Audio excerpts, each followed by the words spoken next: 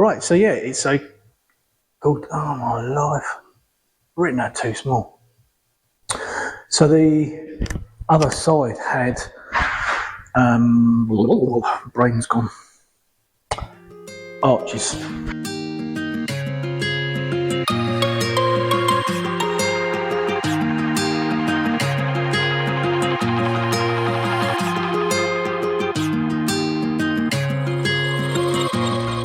Hi guys, welcome back to the channel. So for you that have not been here before, my name's John. We're sandblasters that do classic car, classic bike, race car, bespoke stuff, vapor blasting in the south east of England, very close to Gatwick.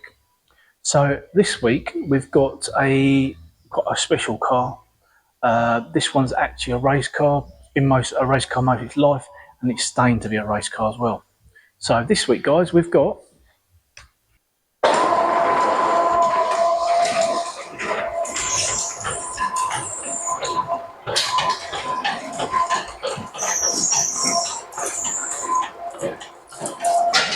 that's right, we've got the Mark II Lotus Cortina.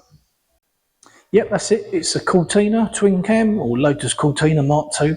It's 1966 to 1970 they made these, and it was a two-door saloon with a 1557 twin cam Lotus engine in it.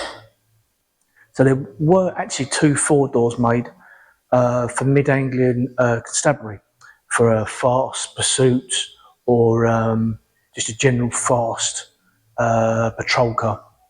So there were 108 horsepower from new and about 105 mile an hour top speed.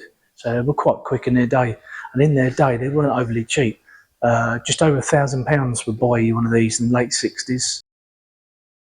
So this one is a local guys to our workshop. It's always been a race car, so she is a little bit battered and bruised and sore, and it's going to go back to being a race car, which is cool. We've got the roll case to do as well out there.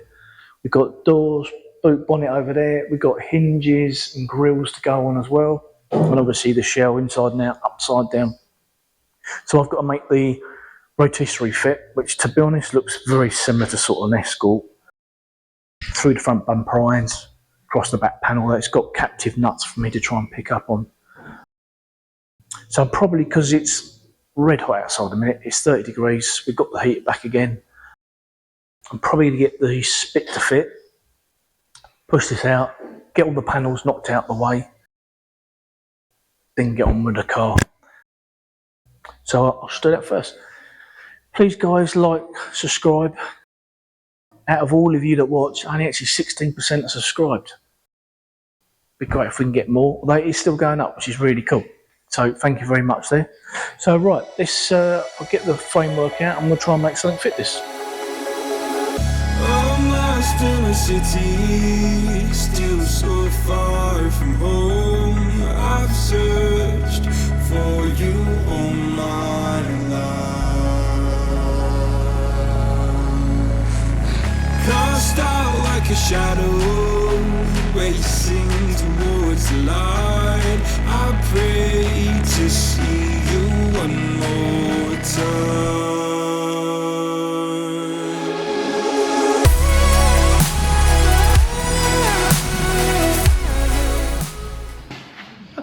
Here we go again. So I've already done this piece already, but it must be the weather. The microphones went flat. So I've got a spare set that I bought from the last time we had trouble. So let's plug you in. Okay, right, that should be better. So, as I've already told you, but nobody listened, Mark 1, Mark 2 Escort one, I thought would fit. Nothing alike, it's much wider, quite surprising. The Cortina does taper quite a bit across the front. So I used to make these as a sort of a one car thing. So this one's the Ford Escort, Mark 1, Mark 2. But I ended up with so many of them, they take so much room up. So basically, I left it out here because I was talking to you earlier. This one fits. When they went to chicken dinner, you would think, but no. 4 inches too short. So we've made these parts removable. So what I do is I take this off, I'll go and get some metal, get the weld and the plasma cutter out. We'll make some new ones to fit right down into the Cortina. So hopefully we work this time. So let's go and find some metal and make some brackets. I'll take that back out with me.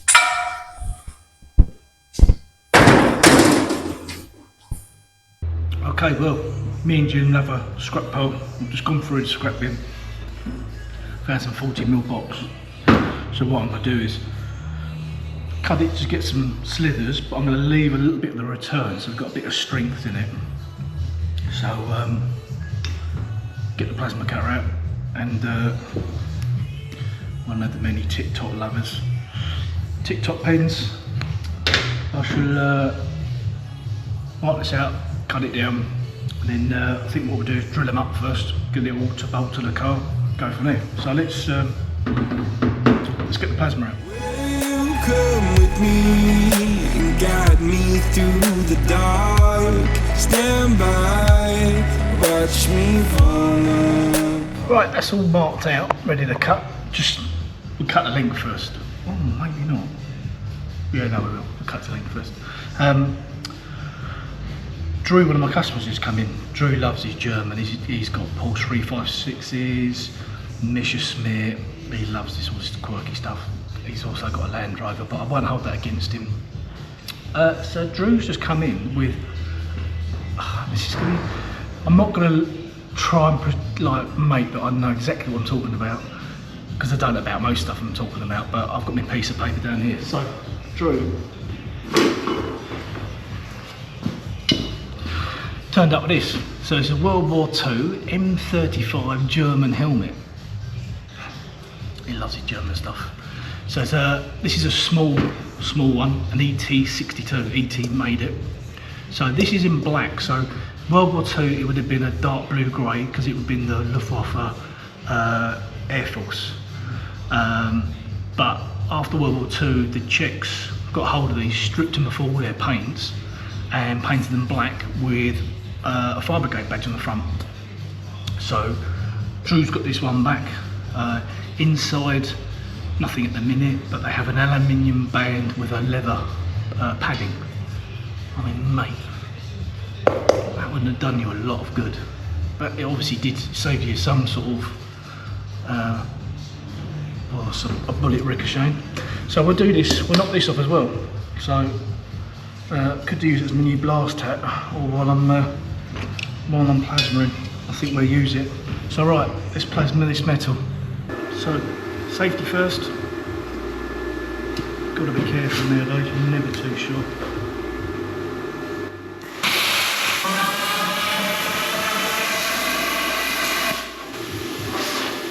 It's 30 degrees. How much I'd like to look at plonker, it's too much. Right, let me crack on.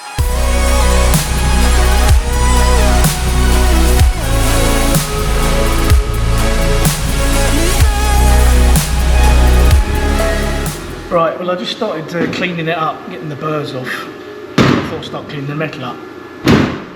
Oops. But then I decided it's quite boring and that's what sandblasting's for. So maybe after this I'll do it. Probably won't, it's probably going to stay like this. So right, I'll cut 2 plates out of this now, so let's mark it all up.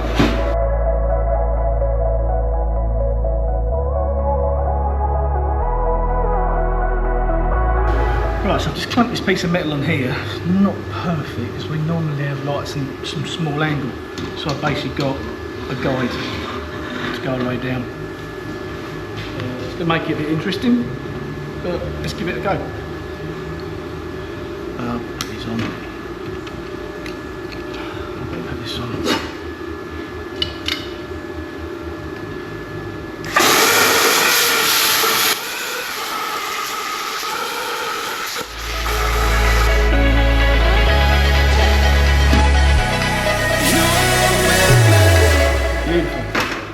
So let's cut right through that bit. I think I'm going to move over, cut this other top section so she's roughly staying together. And now when I cut the last bit, it's going to be a bit all over the place. But hey ho, let's give it a go.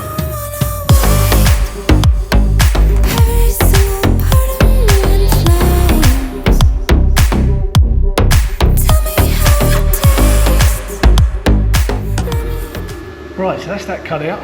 So I've got to do the same the other side, then I can get these nice sections. But at the minute, that's 172 degrees. That says I'm a dick. Oh well. I'll have a coffee, let that cool down, flip it over, mark it up, and we'll go from there. Some time later. Right, that's all marked out and set in place. I forgot the video. It's just too hot. So let's cut this out. I've clamped it really hard on one side, so I'm hoping when I cut that off, it don't fall over. But we'll find out.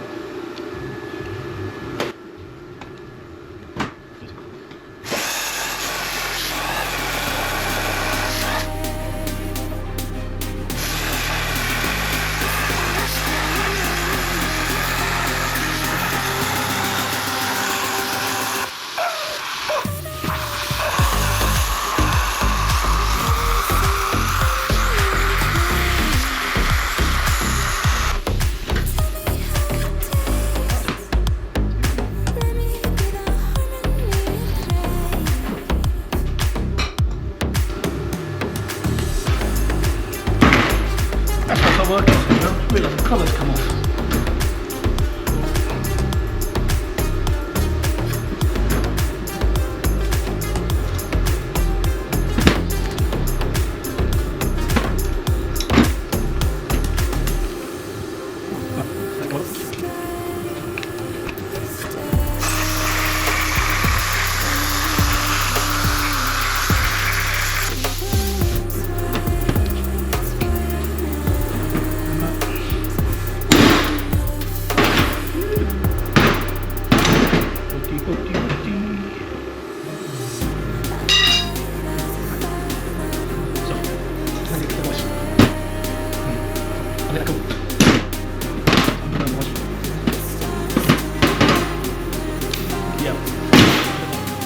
Back in a minute. Right, the brainwave. I've got so much stuff here, but since we've moved, it's not really been organised. It's taken Jim a year to do the old ring mate. So, got these magnets we use for welding, which just tend to normally sit in a welding trolley and collect lots of rust and dirt, but it's a beautiful thing. It's helping me out. Except everything now is going to stick to it. So, I think it's going to work. Right, I'll set this up and cut this one off.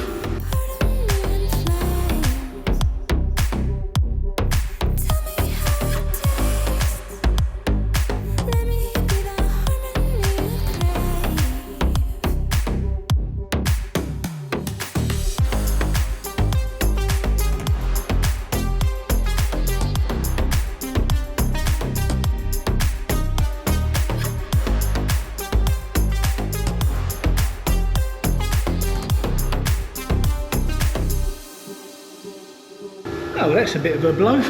The good old faithful tripod that we use in the blast room and everywhere, it's falling apart. So, go and order another one in a minute. We'll find something else. Right, so I shall. I've cleaned one up. Ooh, nearly touched it. So I'll clean this one up. What I'm going to do is mark out the holes, drill the holes, get them done.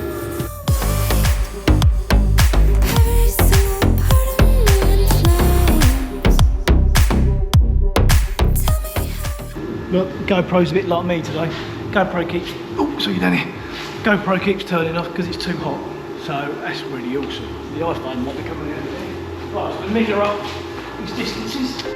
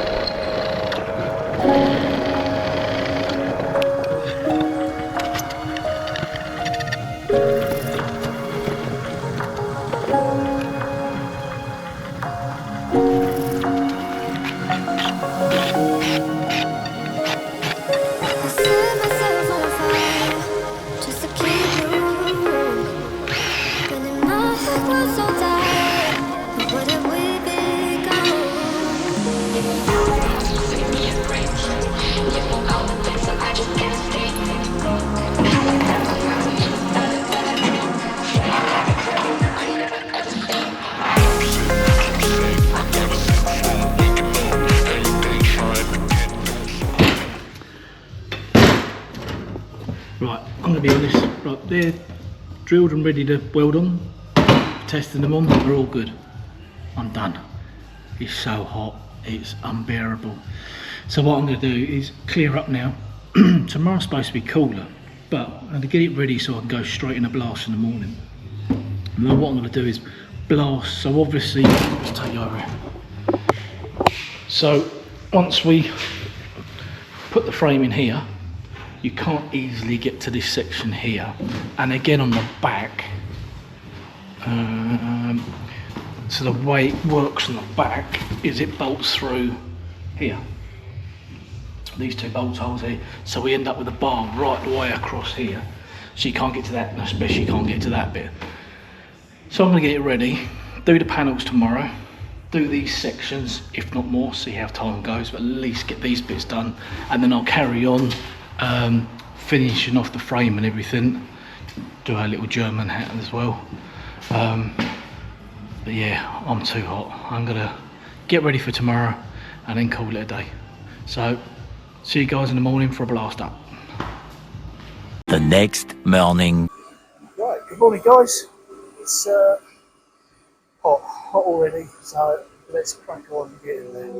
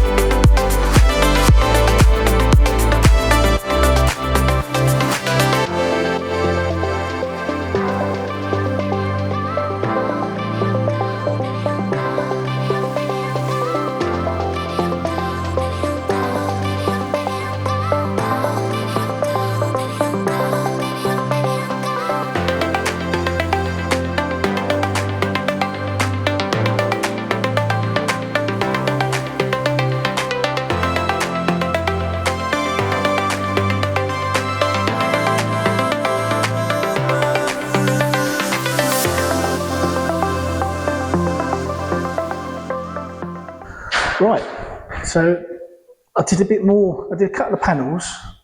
I did more in the car because I was really inquisitive to see, like, show you what it was all like. And we've all gone posh today, look. New tripod after smashing the other one up yesterday. So it's had a bit of, has had a front end smack. As you can see here, this was all filler with a Dunlop on, and I don't know if you saw it as it came off. The old Dunlop was staying in the filler for quite a bit. So yeah, she's had a bit of a crumple over here. I presume this wind's been changed because it's in really good condition. And the rear quarter, where I thought it was going to be horrendous, it's a little bit ripply and sore in a few places, but it's had this arch put in and a few repair panels. So that's why this was all looking a bit sore and painful. Doors are pretty good as well. Lots of little bits of filler, but nothing major. This is what I'm not sure what's going on. We've had a little repair on the roof here, but we've gone into filler. So I'm not too sure what's going on here. Can't really see the other side.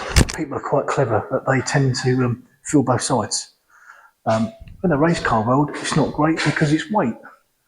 I took a lot off, probably nearly ½ inch thick on this front panel.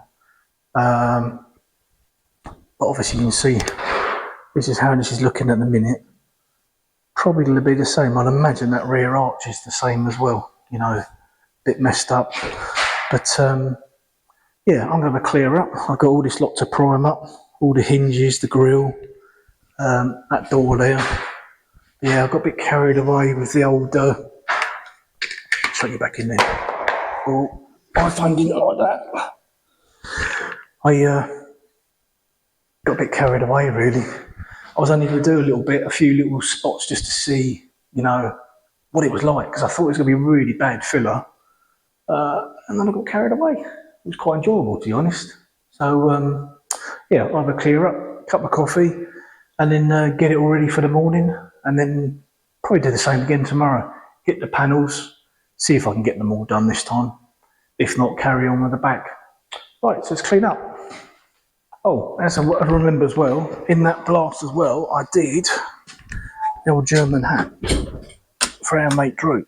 So, let's just show you. Here we go. That's all back to bare metal for him. So he's got already coming from, I think, either Germany or, oh, where have I gone? There you go. Either from Germany or Czech Republic, I can't remember what it was now.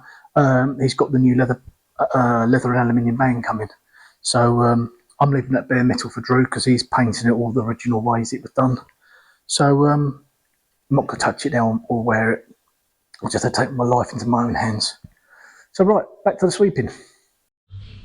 Okay guys, well, we'll have a little break from the Lotus. Got some work starting to pile up, all the small bits. So we've got in there Morris Minor boots, trunk Bonneville frame, another bonnet off. It'll come to me, Celica GT4 subframe, bits and pieces. So we're going to go and knock those off. Then we're going to get back onto the Cortina. So let's fire it all up.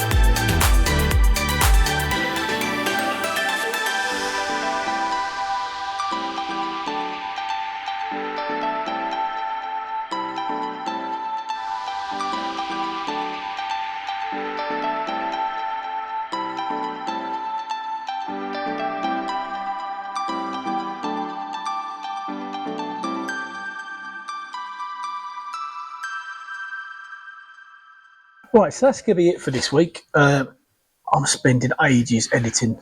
At the minute, it was so busy. So thank you for watching. Next week, we're going to get right up, finish the car, right to priming, and out the door. The car's going to be late leaving away because unfortunately the poor customer's popped his hip out. So we're going to sort of help him out on that one and getting it back. So as I say, thank you for watching. Please subscribe. It costs you nothing. It means a lot to us. And YouTube always pushing us, trying to get more people to subscribe and get that thumbs up. I know it's hard work on the tellies, but I'll be so grateful if you can. And please give us any comments that you like to see or like to see less of. You just tell me. It's nice to know your feedback. So take care, guys, and we'll see you next week.